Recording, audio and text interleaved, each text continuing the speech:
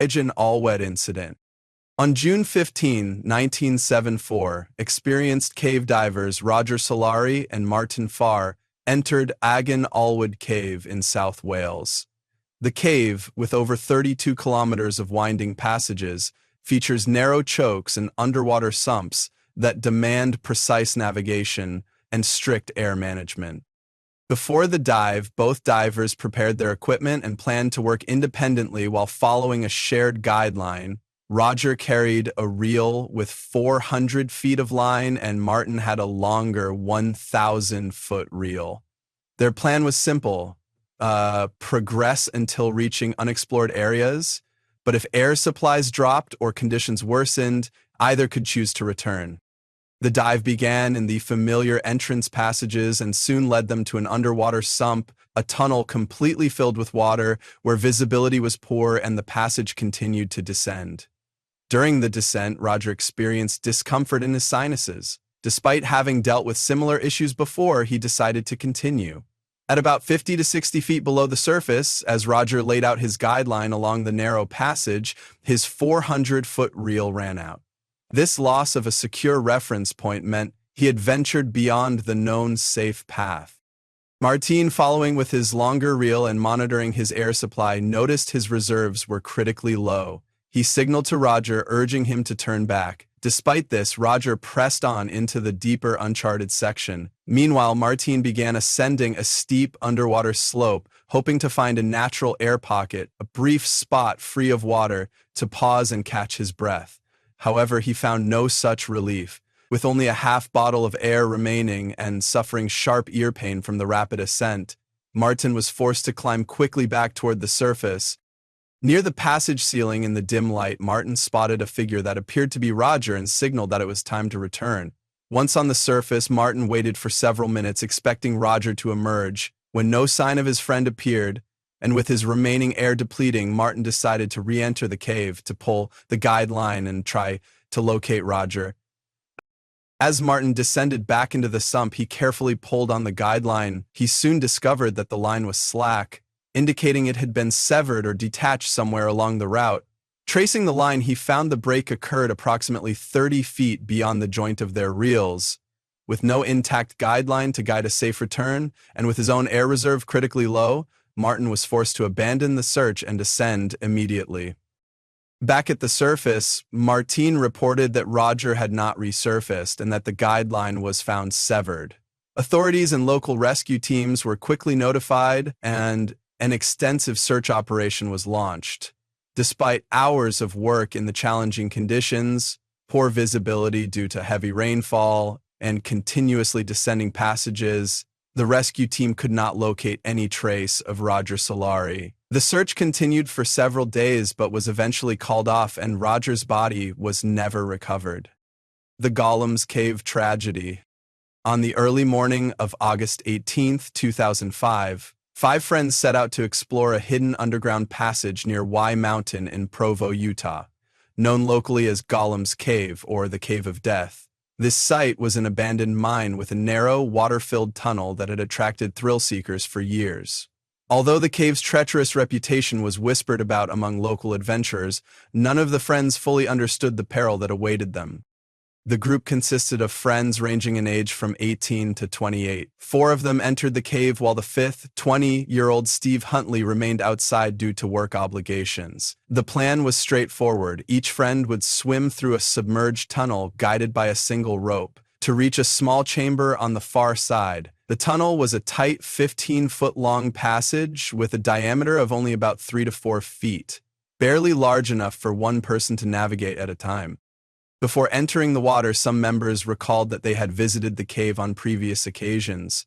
One of them had even nearly passed out on a prior trip because of the frigid temperature. Nevertheless, with a mix of bravado and a desire for adventure, the 4 friends plunged into the cold, dark water. Inside the cave, the narrow passageway was unforgiving. As each friend took their turn, they clung to the guide rope and swam through the tunnel. After several minutes submerged, they emerged into a cramped chamber that was scarcely more than a crawl space. This small chamber, barely high enough for a standing person, contained only a thin layer of air above the icy water. The limited oxygen in the chamber rapidly became a critical issue. It appears that once inside the chamber, the friends encountered an abrupt drop in oxygen levels. One of the group members, likely already affected by the cold and low oxygen, became disoriented and lost consciousness. In the confined space, her body inadvertently obstructed the narrow exit pathway. With the passage blocked, the remaining friends attempted to navigate around her in a desperate bid to retrace their route. However, the combination of turbulent, near-freezing water, limited space, and the loss of a clear guide meant that they could not bypass the obstruction. Inside the dark, submerged chamber, panic quickly set in. The friends frantically tried to signal to one another and to swim back toward the guide rope, but the cramped conditions and the overwhelming drop in oxygen left them with no viable escape route. The confined space offered little room to maneuver. Even slight movements disrupted the already murky water, further reducing visibility and complicating any attempt to orient themselves. Their efforts to clear the blockage or find an alternate route were hampered by the rapidly deteriorating conditions. Meanwhile, Steve Hunley, waiting outside the cave, grew increasingly anxious. When his friends did not reappear after a couple of hours, he alerted the authorities. Rescue teams arrived promptly, armed with equipment to pump water out of the tunnel and inject oxygen into the chamber. Despite these intensive efforts, rescuers found the bodies of all 4 trapped friends still in the submerged passageway. Medical examinations later confirmed that the cause of death was drowning, compounded by oxygen deprivation. In the aftermath, city officials quickly sealed the entrance to Gollum's cave to prevent further tragedies. The Crooked Swamp Cave Incident. On Saturday, March 27, 1982, a group of Boy Scouts from Troop 116 of Millstone Township visited Crooked Swamp Cave in Sussex County, New Jersey. The day began with the group reviewing maps and discussing which areas of the cave system might prove challenging. Their experienced caving leader, Jim Ewan, chose not to enter the cave due to a severe cold, leaving the overall responsibility in the hands of Don Weltner, a 48-year-old New Jersey state trooper and bus driver.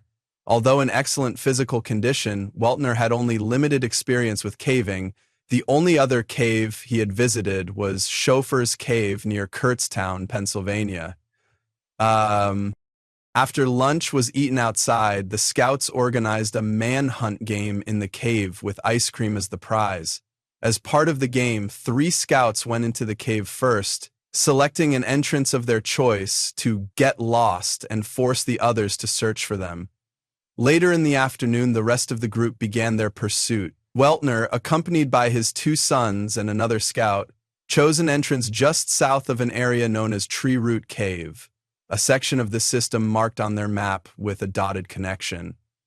Although aware that this connection was uncertain, Weltner decided to force his way into that part of the cave. At approximately 3 p.m., Weltner entered a narrow body-sized crevice that had a small ledge at its top, which made the passage slightly wider there.